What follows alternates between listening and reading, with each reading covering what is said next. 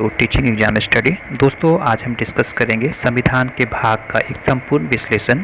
और इस एक वीडियो के माध्यम से आप संविधान के 22 भाग को काफ़ी आसान तरीके से रिकॉल कर पाएंगे, जो कि सभी परीक्षाओं के लिए काफ़ी इम्पोर्टेंट है। अगर पॉलिटी के प्रश्न पूछे जा रहे हैं तो इसमें आपको 2 से 3 प्रश्न आप जरूर जो है वो कंफर्म कर पाएंगे अगर भाग से प्रश्न पूछी जाती है तो आइए स्टार्ट करते हैं संविधान के प्रमुख भाग के संबंध में।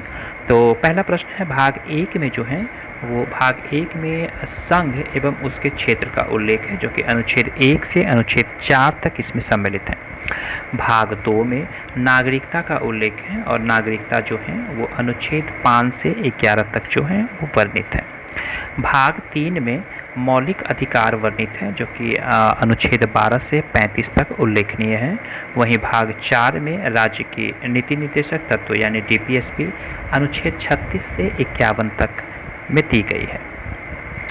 वहीं भाग 4 का ए देखते हैं तो भाग 4 का ए में मौलिक कर्तव्य का उल्लेख है 51 फ। वहीं भाग 5 में संघ सरकार के बारे में अनुच्छेद 52 से लेकर के अनुच्छेद 151 तक। वहीं अध्याय 1 में जो है वहीं भाग 5 के अध्याय 1 में कार्यपालिका 52 से 78 तक। अध्याय 2 में संसद 79 से 122 तक। अध्याय 3 में संघ न्यायपालिका अनुच्छेद 124 से 147 तक उल्लेख है। वहीं अगर भाग 4 अध्याय 4 का बारे में बात करें, भाग 5 का अध्याय 4 में तो इसमें भारत के नियंत्रक एवं महालेखा परीक्षक यानी सीएजी का उल्लेख है, जो कि अनुच्छेद 148 से 151 तक वर्णित है।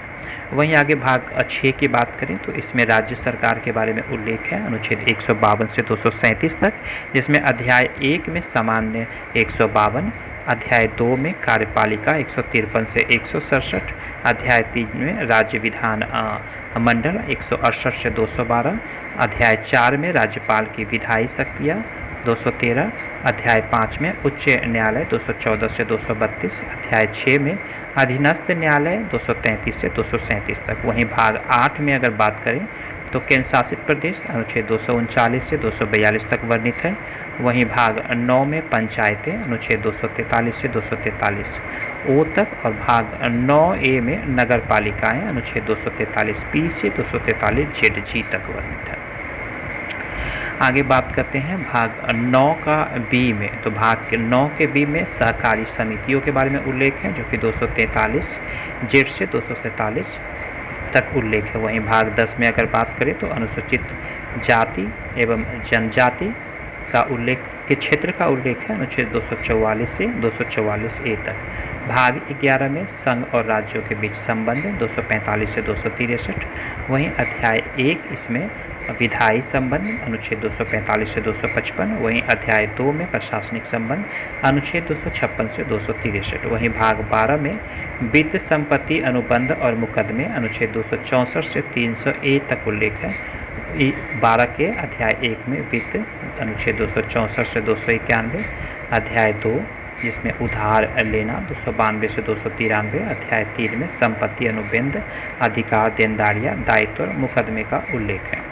वहीं अगर बात करें भाग अध्याय 4 में तो इसमें संपत्ति का अधिकार है, जिसमें अनुच्छेद 301 में उल्लेख है। भाग 13 की बात करें तो भारत के क्षेत्र के भीतर व्यापार वाणिज्य और संचार अनुच्छेद 301 से लेकर 307 तक वर्णित है। वहीं भाग 14 में संघ और राज्यों की अधीन सेवाएं, जिसमें अनुच्छेद 308 से 323 तक उल्लेख है, जिसके अध्याय 1 में सेवाएं 308 से 314 तक और 315 से 323 में लोक सेवा आयोग, जो कि अध्याय 2 में वर्णित है।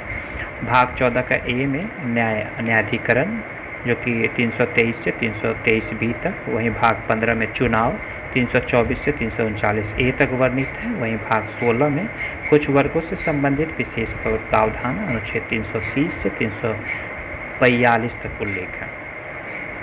आगे बात करते हैं भाग 17 के संबंध में। इसमें आधिकारिक भाषाएं 343 से 351 तक। भाग 17 के अध्याय 1 में संघ की भाषा अनुच्छेद 343 से 344।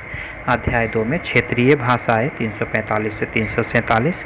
अध्याय 3 में सावधि न्यायालय, उच्च न्यायालय आदि की भाषा, अनुच्छेद 348 से 349। अध्याय 4 में विशेष निर्देश 350 से 351। वहीं अध्याय भाग 18 में आपातकालीन प्रावधान का उल्लेख है 352 से 360 तक। भाग 19 जो है वो मिश्रित 361 से 367 तक। वहीं भाग जो 20 है, भाग 20 में मिश्रित 301। भाग 20 में संविधान का संशोधन का उल्लेख है अनुच्छेद 368 के तहत। वहीं भाग 21 में अस्थायी संक्रमणकालीन और विशेष प्रावधान 369 से 392 तक। भाग 22 में संक्षिप्त शीर्षक प्रारंभ हिंदी में आधिकारिक पाठ का निरसन अनुच्छेद 393 से 395 तक उल्लेखनीय है। तो ये इंपॉर्टेंट प्रश्न थे पॉलिटी से, जो कि रिपीटेड टाइम एग्जाम में पूछी जाती है। वीडियो अच्छी लगी होगी, चैनल को सब्सक्राइब जरूर कर लें। वीडियो देखने के लिए धन्यवाद। Thank you very much.